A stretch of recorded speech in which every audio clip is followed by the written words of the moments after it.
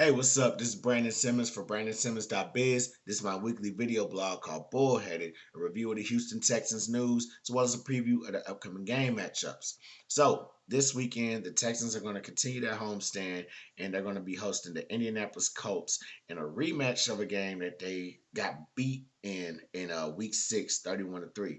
So, before we get into all that, let's do a quick game recap of last weekend's game against the New York Jets. So, I mean, there's not much to say about this game, to be honest with you.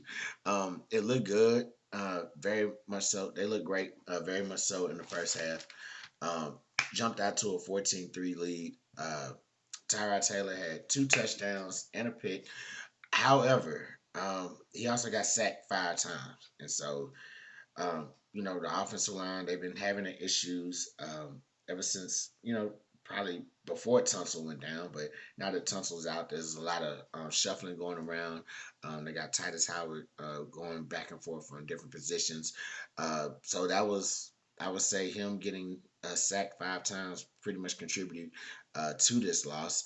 The defense, they looked like they were going to have a big game early on in the first half, and everything just seemed to falling apart. So, um, what I will say is this, as a quick summary, is that the Texans, well, they have a lot of problems, obviously, but the main problem that I've seen in like these last couple of weeks is, them just not playing uh, a complete game. It's been kind of magnified. So even in the Titans game, yeah, they won the game, but in the third, fourth quarter when the defense was making all those big plays, the offense wasn't producing any yardage. They wasn't moving the ball like they should have been, to help close the game out. And so I would definitely say the Texans, before they fix anything on his roster, they need to get a sense of learning how to play a complete game on both sides of the ball. So when the defense makes a big play, offense has to come back, and respond with a big play of their own. Or if it's late in the game, just know to move the ball a little bit better than what they've been doing the last couple weeks. So that's all I got to really say. Well, kind of what I got to say as far as recap wise. Um, One thing I did want to talk about or expound up on for this week is the reactions to the loss. So I don't know. Maybe it's because before the season, I pretty much accepted the fate that this is gonna be a tough season, and Texans they're not gonna make the playoffs or whatever, and so that record is gonna look how it's gonna look, and so this Sunday I'm watching everybody on Twitter like just kind of be down about this about this loss, and I'm like, I get it. It was I even before they going into that game, I said it was a winnable game just because I knew the Jets were on the same level as us, but that loss it just felt like eh, I couldn't really just get upset about it or anything like that because I mean, this team is pretty. I mean, this team is played pretty much. This team is pretty much played to match its record. So if they go out and they do a stupid loss like that, then it's like, yeah, that's that's what it is. You know what I'm saying? Cry over. I can't cry over it. You know what I'm saying? I can't get angry. Because they've been playing trash like for most of the year. So when they go out and play trash against sort of a trash team, then it's like, what I'm saying? It's like, oh, I mean, what do you want me to do? I can't just raise my fist every at a game where they're supposed to win, but they don't. Because to me, I don't know why people have not grasped the fact that this team has possibly been tanking for like a huge part, a large part of this season. So it's like to me, them going out there losing that game isn't something that I'm proud of, but I pretty much understand that it's not something I need to get mad about. It's not worth getting mad about because that loss is probably contributing to whatever they have in their draft plans. And so, hey, a Jets loss to get us closer to the get our first round pick into the top three range or whatever. Um, I'm fine with that. We need to build this roster up, and we need to what I'm saying, get it. It's going to take a while to do it. So, the best if it's more effective to like lose this game and boost our draft pick, then I'm cool with that. You know, but aside from that, like just aside from that, I do want to see this team win. Like maybe one or two more games or so, but I mean, that's even asking for a lot considering, how they've been playing all year. So yeah, I'm not tripping off this loss. I'm surprised a lot of people really were. I think a lot of Texas, I think a lot of fans are just like, you got to give us one game. And so maybe I haven't, maybe I haven't thought about it from that angle. People have been like, just give us one game. You know what I'm saying? Like, at least two or three or whatever. But you know what I'm saying? If they lose a game like this, then I'm not gonna be sad, angry, or nothing. I'm just gonna give me another beer. Like that's all that really is. So we'll see what happens in these coming weeks, especially this weekend against the Indianapolis Colts. So last time they faced the Colts, week 6, Davis Mills, he was, in the lineup, getting his feet wet or burnt or in the middle of him getting baptized by fire or whatever. Um, he was in the he was there and we lost the game 31-3. Not to put all of that on him because the whole team played like trash. So it really doesn't matter who was in there at quarterback. You go out and you play like that, you're gonna get smacked. And so um, hopefully with Tyrod Taylor in the starting quarterback role, it might make a little bit of a difference. The thing about the Colts is they're clinging on to their playoff hopes. They're in the wild card hunt right now, and so any little win can help them. It'll help them boost their playoff hopes.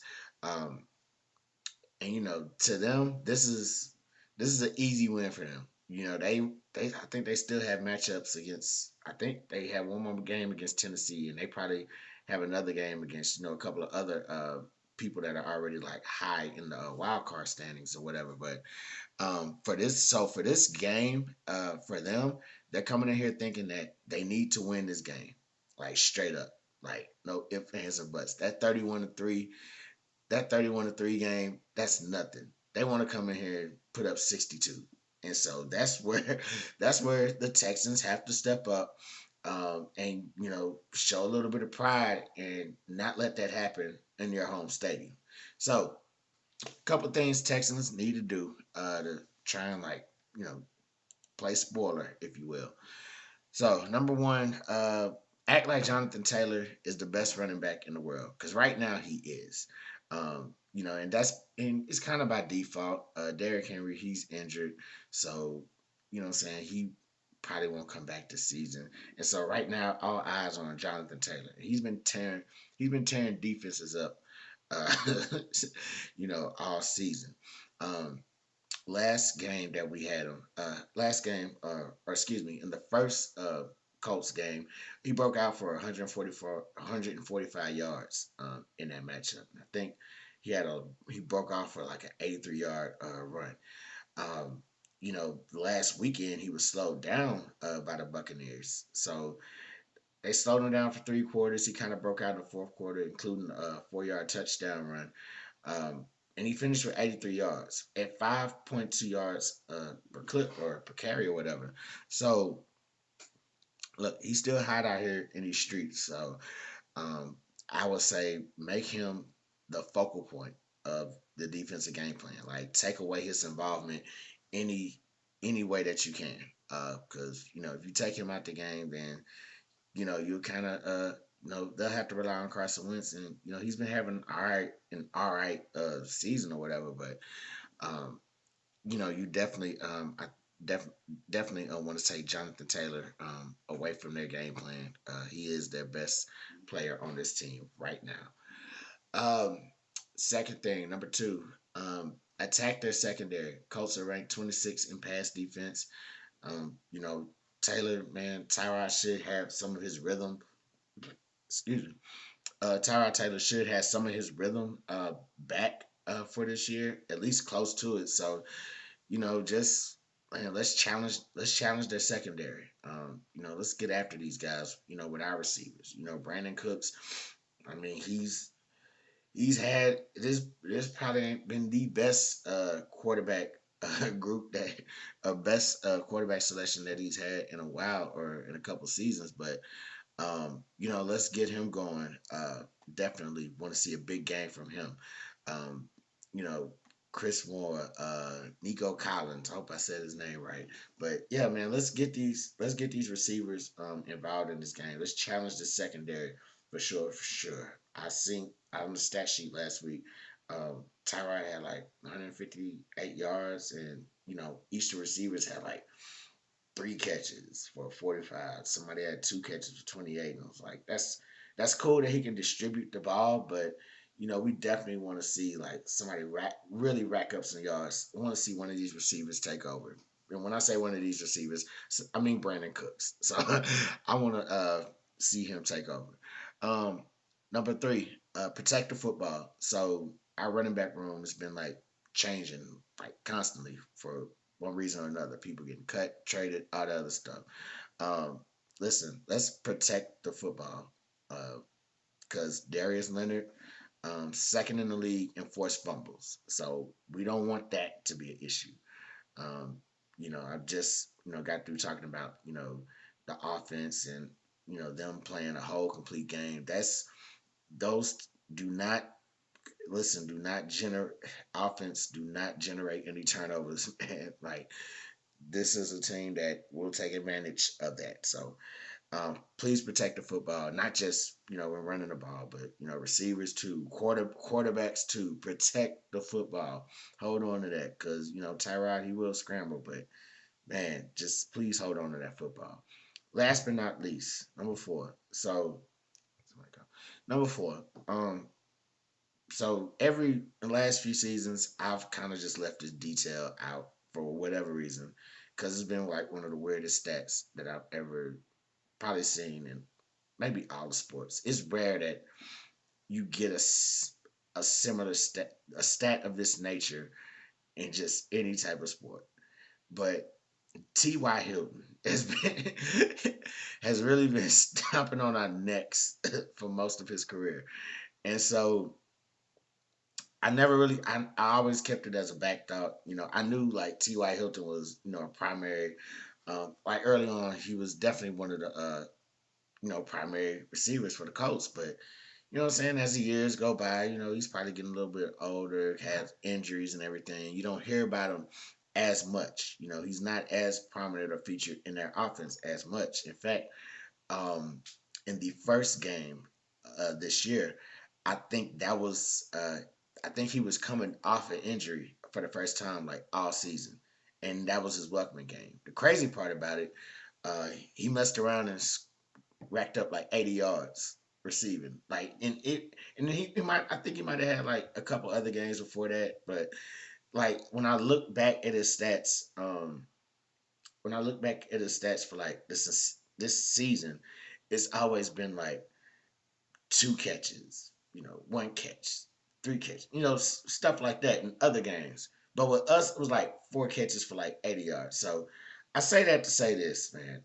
It's time that we stop T.Y. Hilton. Like he may or may not be like the third. I haven't even checked the depth chart, but he may or may not be the third or fourth best wide receiver on that Colts team right now. But come Sunday, they're gonna feature him.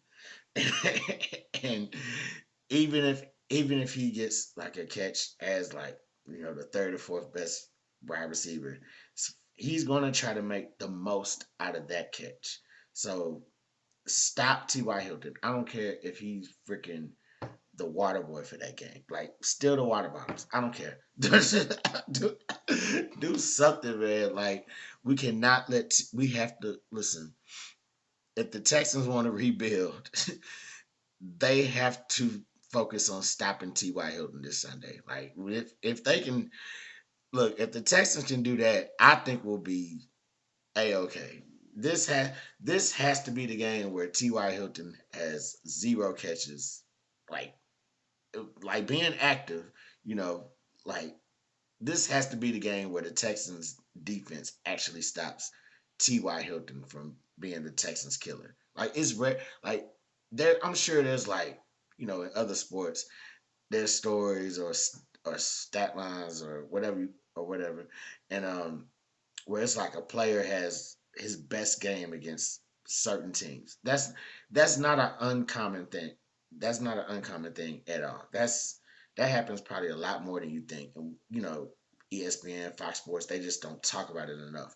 But yeah, Ty, Texans Colts game, they highlight that Ty Hilton is the Texans killer. So stop Ty Hilton. That's all I got for that.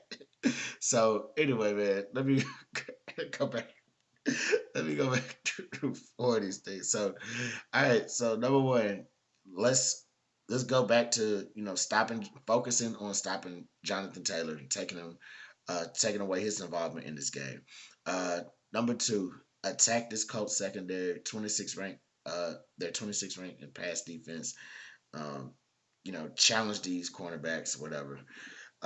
Number three, protect the football. No fumbles, no turnovers. Make smart plays, but also and within that, protect Tyrod Taylor. So, he isn't just rushed or forced out of the pocket and forced to make mistakes.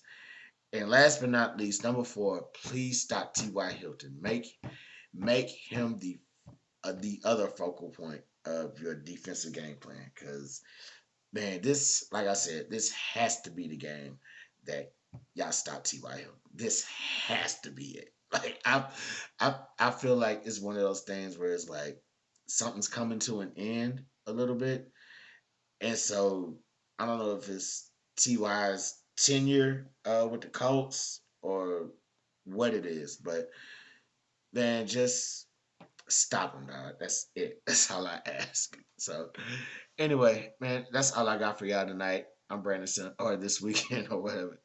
I'm Brandon Simmons from BrandonSimmons.biz. Holla black.